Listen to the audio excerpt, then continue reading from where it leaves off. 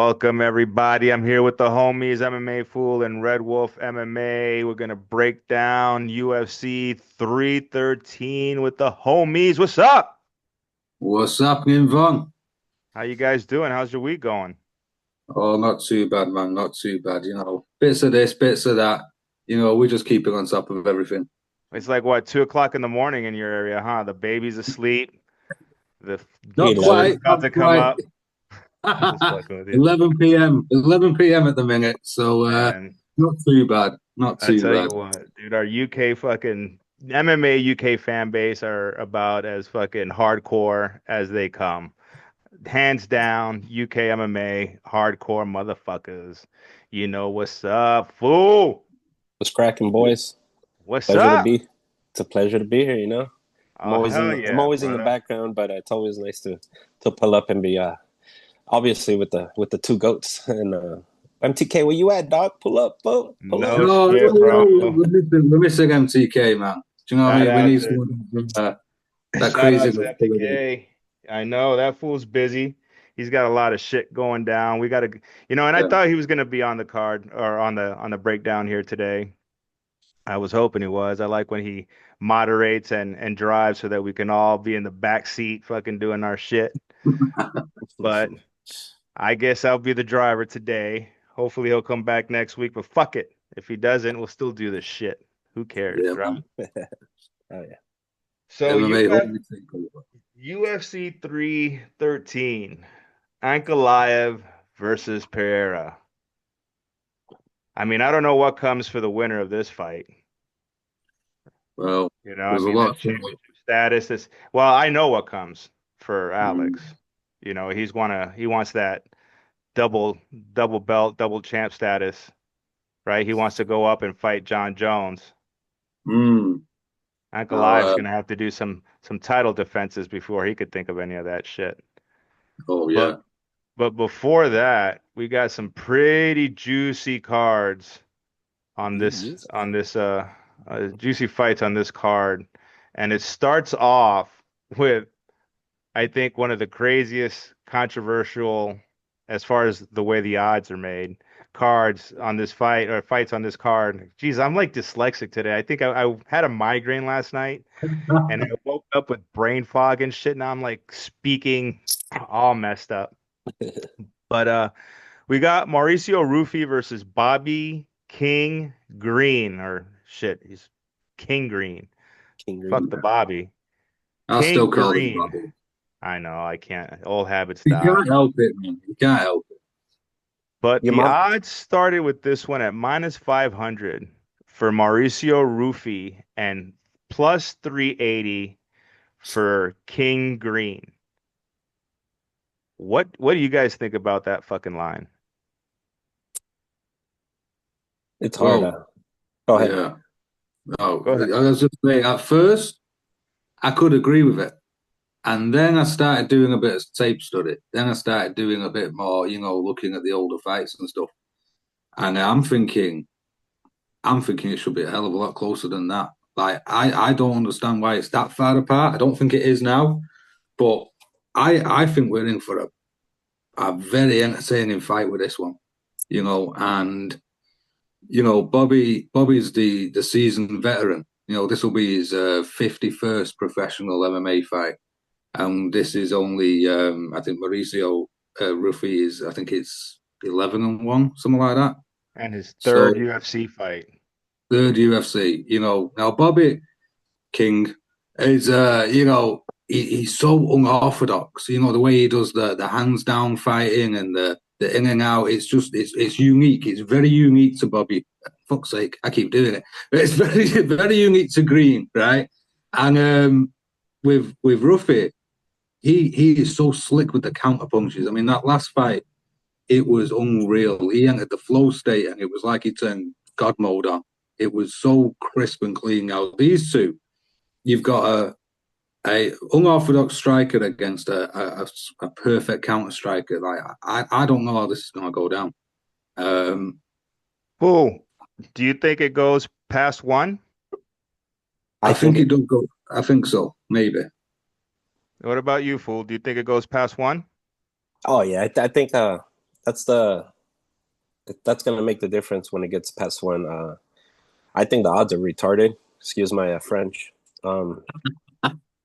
Because like Ruffy's last fight, his cardio is a little iffy, you know.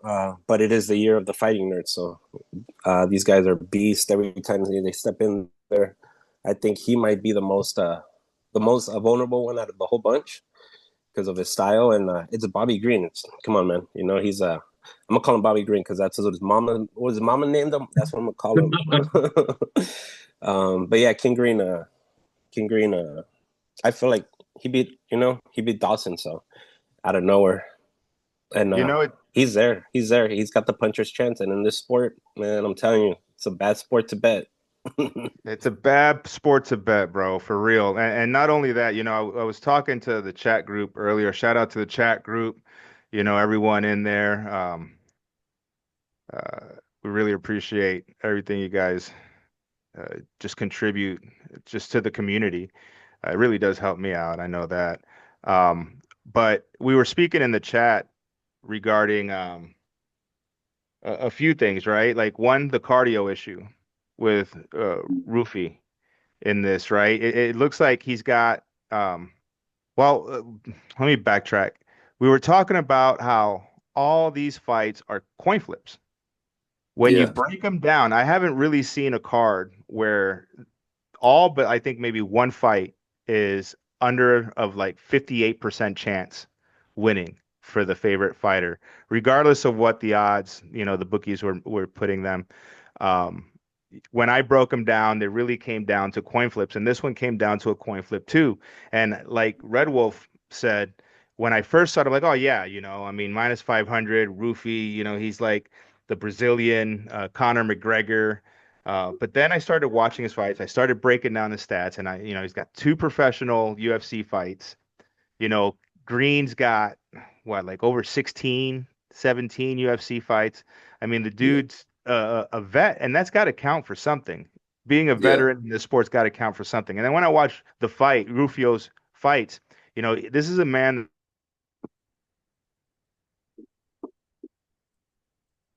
Oh, I think you're muted. yeah, Van's audio's gone. I think my audio. There you Yeah, are. there you go. There we go. Okay. So I don't know where it cut off, but as I was saying earlier, like Ruffy keeps his chin way up, and he relies on his strike defense and his counterattacks to put himself in a position to win, and all that power and all that energy really manifests itself in like round one wins. But if he can't get it in that first round, then we start seeing, him losing his cardio. Yeah, he was still dominating the fights and still had his moments, but his production started dropping. He started absorbing more shots, and if this is a game of if this is a fight that goes to a decision, I don't know if, Green can possibly mount up enough.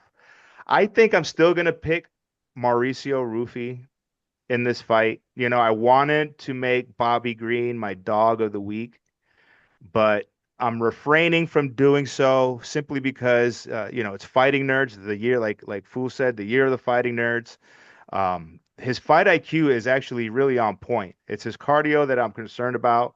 Um, he's creative in his striking attacks, and I think I'm going to give it to him. But um, my Monte Carlo simulations even gave it to Green as well. Wow. So Ooh. I put some money on Green. Well, see, this is the thing, innit? Like I always say, experience beats youth.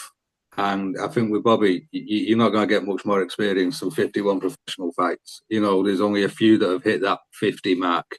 Um, I'm the same. I'm leaning towards Ruffy because, like you say, year of the fighting nerds, they're getting better and better. And what's interesting is the last fight where it was styling and he was doing the whole counter punching. Like you say, Brazilian Conor. He didn't actually outland Lontop, but I think he had better punches. They landed crisper. Do you know what I'm saying? And I think so. This could either go. I feel it could either go a roofy decision, or if he's gonna get the finish, it's gonna be like when Jalin Turner knocked out Bobby. Do you know what I mean? It's gonna have to be something to put a stamp on it. But then again, Bobby could, all of a sudden get into his groove when Ruffy starts slowing down. If the cardio is an issue, Bobby could take over.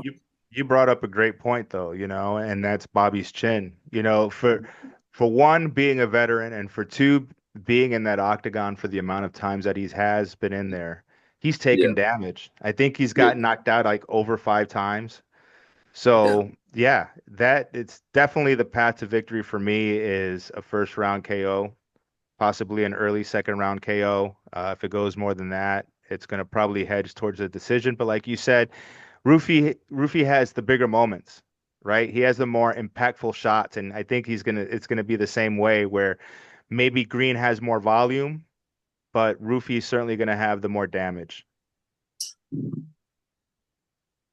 What about Yeah, you, Phil? yeah, and I'm gonna have to go with Rufi. I think Father Time. You saw the Patty fight. That's still in his mind. Obviously, he has a point to prove, but I think Rufi is one of those dogs that you have to put your money on. Like, not actually put your money on, but obviously put your money on Green. Obviously, because he's such a fucking heavy underdog. He's a huge But dog, yeah. yeah, he's the. I think the fighting nerds. They're here to stay, and yeah, I see it. He can finish it in the first or second. I agree with Vaughn. He's Yeah, I feel like his game plan will be different. We'll see. It's gonna be a fun fight, though. I'll tell you that. So we're all yeah. taking Ruffy, but if we're gonna lay some money down, we're gonna lay a little bit of money on the crazy undervalued King You have to. Green. You have to. It's mandatory. Next up, we got Jalen Turner versus Ignacio Bahamondes. Opening odds for these were another coin flip, -110 each way. Interesting fight. Two long fighters, tall fighters, uh, basically pretty much with the same type of style. Jalen, I think, can incorporate some more takedowns.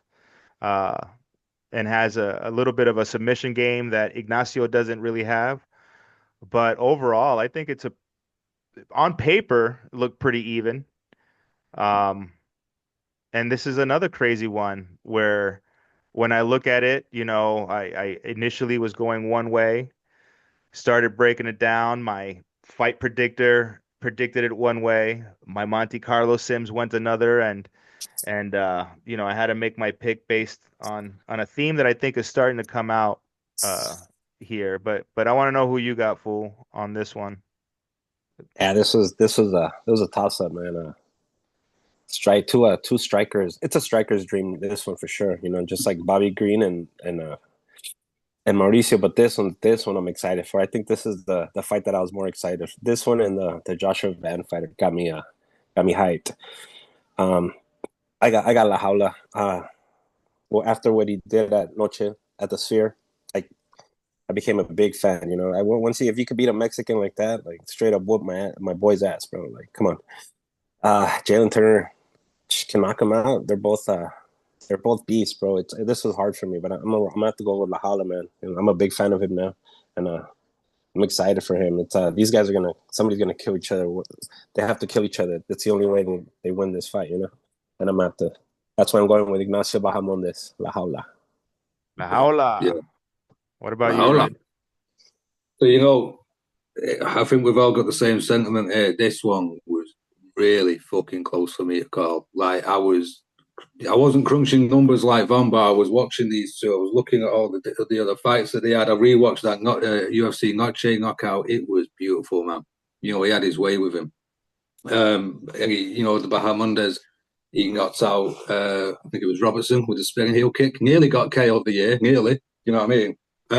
It's really close. It's really close. Like, the thing with Turner is I don't know. I think there's a few things he need to change in his game. Like, he nearly beat Moicano 300 if he would have followed up. His IQ probably wasn't the best on that, and Moicano, turned it on him, and even again got the win. So, like Fu said, this is a striker's, wet dream. I don't think there's going to be much takedowns, hopefully, but you never know. Because Turner might, like you say, switch on the clinch, try and press him against the fence, take him down. It's really tough to call. But I am leaning towards Bahamondes by decision. Yeah, as I started doing my breakdowns, it started again, the fight predictor started leaning towards Turner, and I think that what goes on is that I value experience on my fight Mm. predictor, and I weigh that pretty heavily. So usually experienced fighters would turn out um, to have a higher percent chance to be a favorite fighter than the less experienced fighter.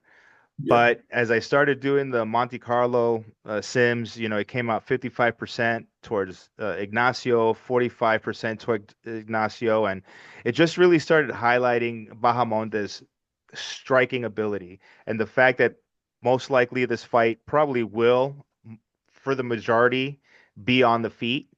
And I can't trust Turner's age anymore.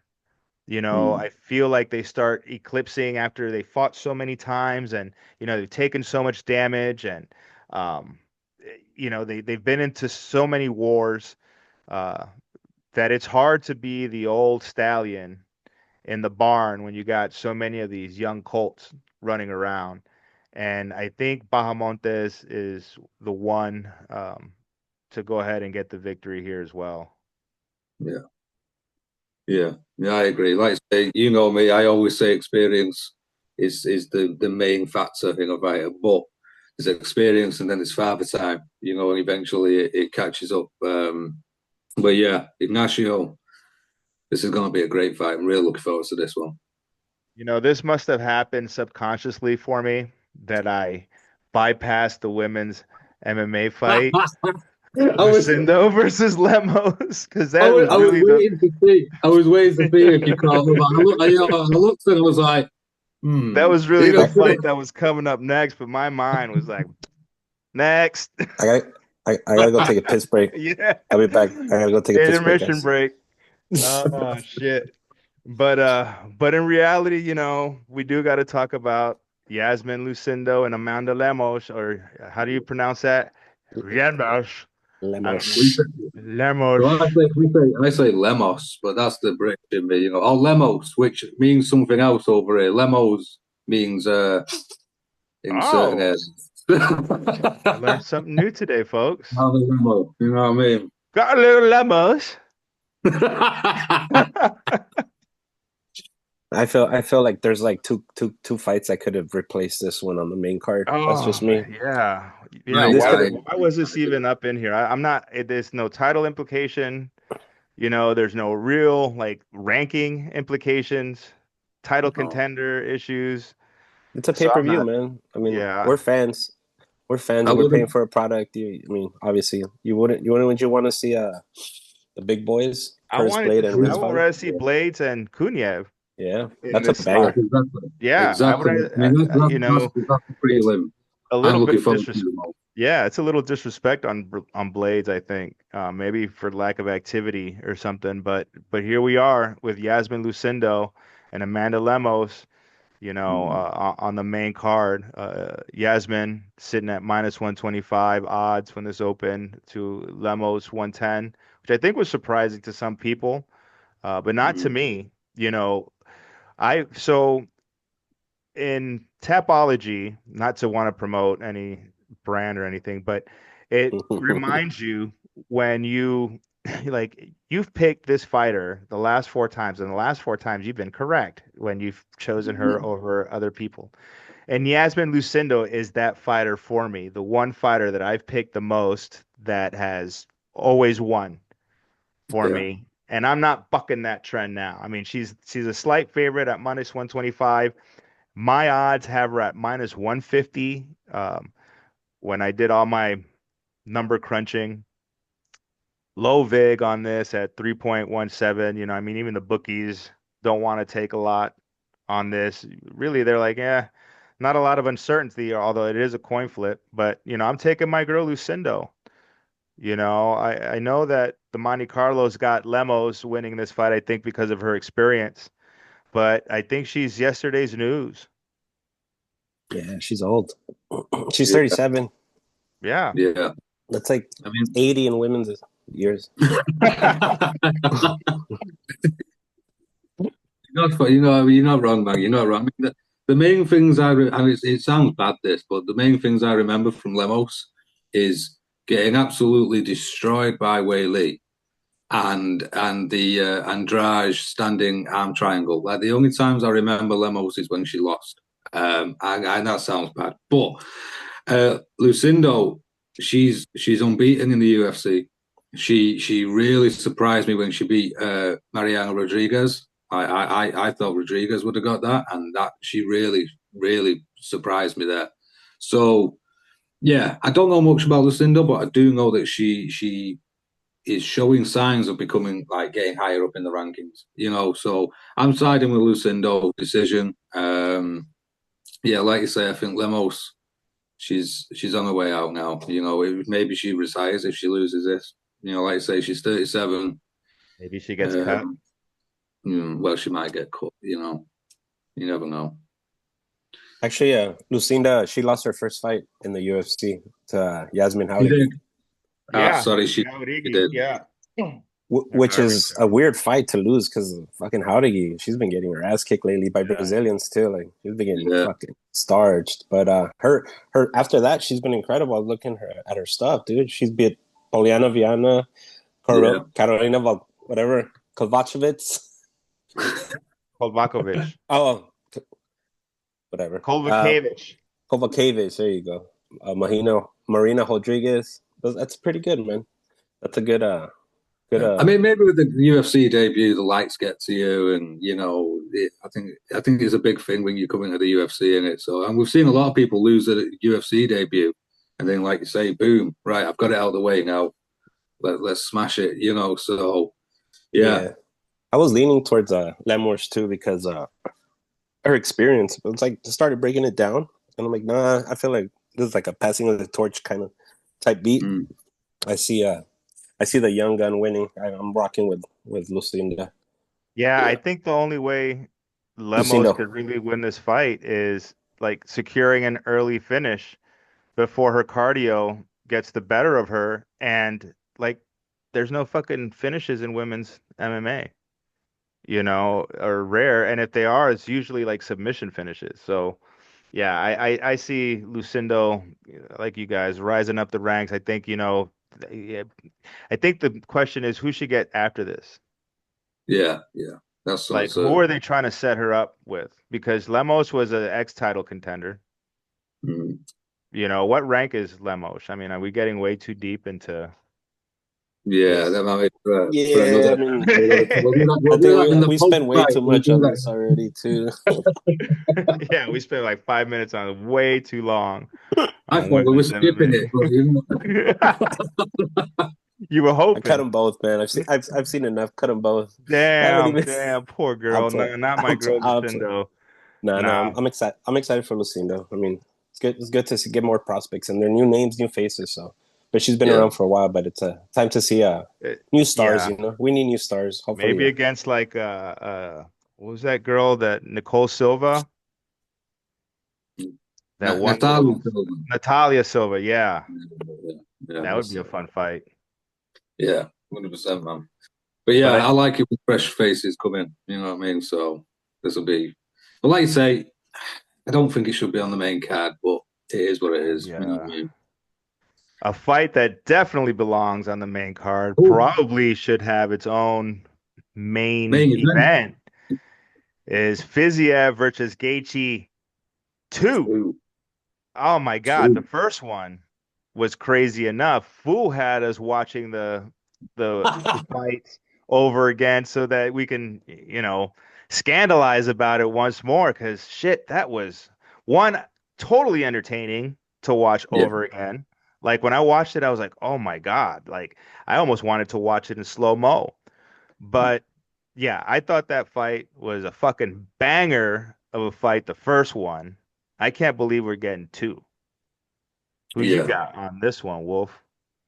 Yeah, it's surprising that we were going to have Dan Hooker and Justin Gaethje, which, you look up violence in the dictionary, those 2 people are right there. I was gutted when, Hooker injured his hand. I hope he gets well soon and we see him back in action. But I don't think they could have picked a better person to replace him. You know, I wasn't sure that they should have replaced him, and but I'm glad they did. So yeah, shout out to Fu for making. I was going to do it anyway, but I went back. I went back today. I was watching the first fight, and oh my days! Like at first I had it for Gaethje when I first watched it. I still kind of have it for Gaethje, but what I'm noticing now is the second round The eye was poke. so close. Like that's the the catalyst. That second round could have gone to either fighter. Do you know what I mean? Yeah. I've got so many fucking notes here that I'm going to have to try and do, but because I watched that fight twice. Oh my days, I loved it. So the big question is for me is Fizzy going to be the same as he was? He's been out for over a year. He had a really bad injury to his knee, you know, so we've got ring rust and recovery from an injury. So that to me is going to be a big deciding factor. And also the cardio, because that's what I noticed in the first fight was Gaethje had a better gas tank than Fizzy. Fizzy kind of, I think me and Von spoke about this after the third minute. That's when Fizzy kind of started dying out and Justin took over. But before then, Fiziev was landing heavy clean shots and was rocking Justin badly. Do you know what I mean? And the other factor that I'm starting to think about now is what Max did to Justin. Is that going to be playing on his mind? Is he going to be gun? I don't want to think he's going to be gun shy, and I don't think he will be because he's not that kind of guy. But is it going to be on his mind? Yeah, that is interesting. Both aspects, right? They both sort of are damaged goods and they got some issues to deal with. You know, when I was watching the the press conference this morning, um, Fiziev was pretty open about, you know, the ring rust issues, and it is concerning. The cardio, the fact that I read an article that his knee isn't 100% yet. You know, it's getting there. It feels good, but it's still not at 100%. And he has no training camp. He has, you know, I think it was like what, a week and a half's notice. Yeah, And yeah. so it's basically just weight cutting at this time. So yeah, fool, your mic's off right now. Yo, But who's that? Who's that? Who's where? that in the house?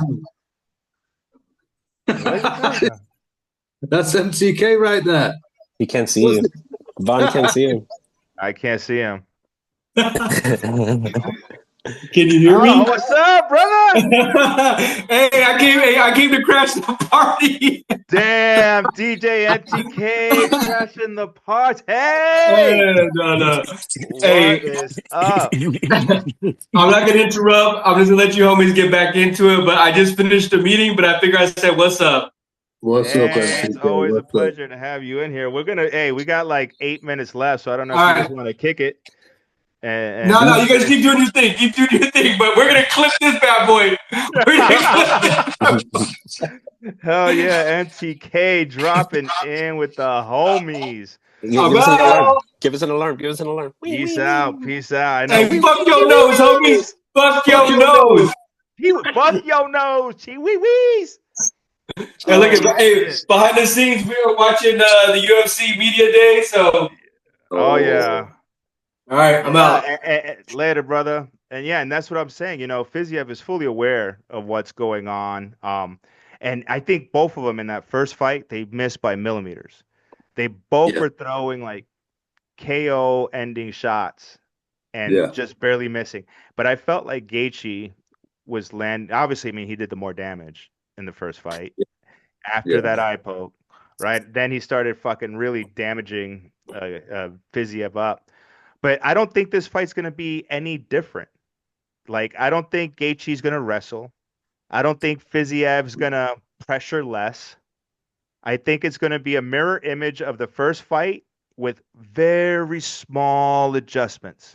And whoever can make the right adjustment is going to be the one who wins. To me, I got Gaethje as my dog of the week. I know it's not a sexy dog of the week, but nevertheless, he was still a plus 114 dog here, and I think that's a good lot for a dog, man. I'm taking Justin Gaethje for this one for number 2. Yeah. Nice. What And about you, fool? well, to touch about like rewatching the fights, I'm probably gonna have to rewatch it again for the 5th time. I had my boy Knuckles from Bench Burner Sports. I had him look at it, and what he said, he had Gaethje winning round 2 and 3, but he said if I scored it the way I wanted to score it in the second round, I would have made it 10-10. So that would have been a draw. Shout out to Knuckles, man. One of the boys boys in the chat. Happy birthday, Alien, too, man. My boy Alien. Happy birthday, Alien. Happy birthday, man. I think Fizzy won that fight. I think the second round, the eye poke, he looked absolutely battered, but that eye poke was substantial. And obviously, Gaethje locked it in with the jab. His jabbing was perfect, man. That third round, he fucked him up. Yeah. I think Fizzy's gonna come in now, like Von, to touch on what Von said, and to touch on what Wolf said too about like the Max, remembering the Max fight and all that, like his chin, and he's always in wars. He's always the head kick from Dustin Poirier too. Yeah, and then like I think Fizzy's gonna fix those little things, like Von said, like fix it's just like the little attachments because he gets in there, he gets in the pocket, bro. So if he gets in there and I think he can sleep Gaethje. I think Fizzy's gonna sleep Gaethje in the second round, man. Damn, full calls it. Yeah. Fiziev sleeps Gaethje round 2. Damn. If I had a little horn, I'd blow it. But we got 4 minutes left, and we got the main event that everybody wants to talk about. Everybody wants to see Alex Pereira versus Magomed Ankalaev. Is he fasting? Is he not fasting? I think he's fasting. I think he's, and this is rough for the, Muslim fighters to fight for a title shot. When you're fucking not eating, you have to adjust your whole training schedule to be able to really maximize training at night. When you got fuel in your body, it's going to fuck with his weight cut. But nonetheless, another coin flip, -118 Pereira, -102 Ankalaev, long layoff for Ankalaev. I am Saturday is thinking that Ankalaev is going to change shit up and really start shooting the takedowns against Pereira, but I don't see it. I don't see Ankalaev as a chain wrestler or even as a primary wrestler, right? That's not his thing. He loves to stand up. He trusts his striking. He trusts his strike defense. And he really only uses that sambo wrestling when he's in trouble. Yeah. Which he could be in trouble in this fight and he could fall back to try to use that. But I don't think it's going to win him the fight unless he can control Pereira all 3 rounds and not just 1 round. Like he's going to have to beat him up on the feet for 2 rounds and then maybe control him for half a round. I mean, that's a tall order. 1, does this fight go the distance? 5 rounds? Or is someone getting fucking their lights turned out? I mean, like you said, man, touching on that, like when the only time, like say, I've seen Ank go into the wrestling, go into the sambo, is when his legs got fucked up by Yang. And that's something that I tried to rewatch the Yang and Yank fight and the Yan and Pereira fight because Yang's the kind of the one we're looking at here because he's the one that kind of went full the distance with both of these guys. All right, the Pereira fight was a 3-rounder, but still. So what I noticed is when Yang was landing those leg kicks, he fucked Ank's legs up like badly. And I feel like Pereira's leg kicks, we've seen them, they're notorious, like they're infamous. So I feel like Pereira's leg kicks are worse than Yang's. And I think that might be a big contributing factor, which will then force Ank into grappling. And I've also noticed that Pereira's takedown defense isn't as bad as we think it is. Do you know what I'm saying? It surprises me how good it is. He's got to get taken down, and no doubt. And people, sorry to interrupt you, but people think that he's still the same Pereira that joined when he was a kickboxer. Yeah. That's what people still think. He's the same Pereira. When did he join? Like 5 years ago, 4 years ago? They still think 4 years ago. That he hasn't evolved, right? Yeah, and you don't. We don't know what he's doing behind closed doors. And it's Glover, his coach, So, yeah, who's a master grappler, Yeah. So who you got? We got like 1 minute left, fellas. So I'm gonna take the champ, Pereira. You know, you really got to beat the champ to be the champ. And I don't know if Ankalaev is got the tools to really take it from the champ yet. You know, I got Alex Pereira in this one, and I could see it as a KO round 2, round 3. I am leaning to agree. I think he might be a bit later in the fight. I think Ank's gas tank's going to wear down, and Pereira's going to take advantage of that. And Pereira, when he lands and he hurts someone, he pounces. He goes into the flow. The only person to kind of exploit that was Izzy. But since then, look at the Khalil Roundtree fight. He hurt him, and he just landed every shot clean. So I'm going to go with Pereira. 4th round KO, maybe. Cool. Yeah, I'm rocking with Pereira. To touch on the Blachowicz fight, Magomedov Ankalaev only managed to take him down 2 times out of 10. I remember Jan fought Izzy, and he didn't knock him out. He didn't finish him. He had trouble with Izzy. It was obviously he didn't have trouble, but you could tell the size parity, the disparity or whatever. I feel like Pereira's winning this. I think he's knocking him out too. He's the truth, and it's gonna shake the sports world, boys. Damn, the homies all got Pereira for KO on the final. My dog of the week. UFC. My dog of the week is Rizvan Kuniev, KO. He's gonna make heavyweight great again. No shit. That's Making not a heavyweight bad great pick, bro. again. That's